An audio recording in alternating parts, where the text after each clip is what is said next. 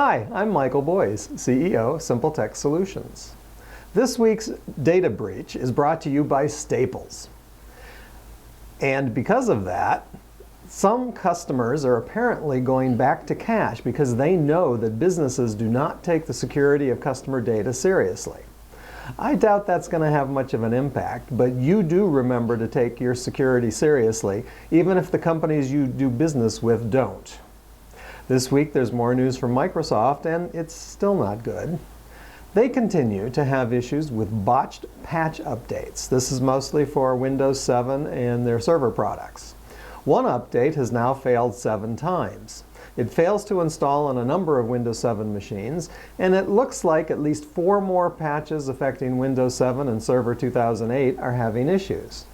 This week, Microsoft went so far as to recommend removing patch KB2949927, even though no problems have been reported once the patch is installed.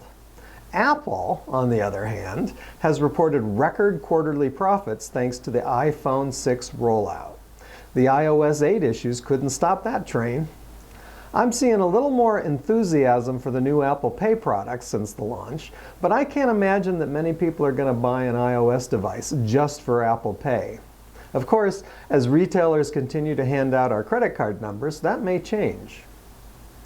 Now, Amazon's new phone Fire may be a bomb, but I've seen good reviews of its new upscale Kindle that they're calling Voyage.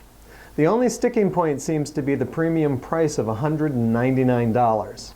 I still like the iPad, but it's getting to the point where it's just not worth it to spend that money with the price of other tablets that are out there now.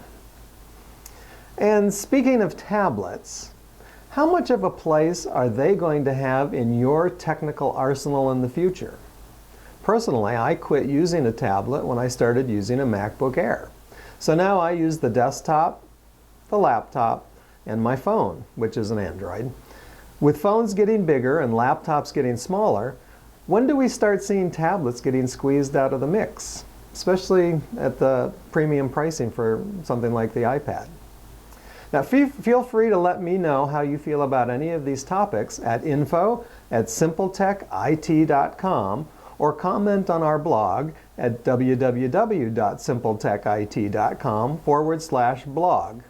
If you need any help or have any questions about your technology, be sure to give us a call at 866-724-8946. I'd like to thank InfoWorld, the New York Times, Apple, PC Magazine, and Top Tech News for information on the updates this week. Have a great weekend, and we'll see you next week.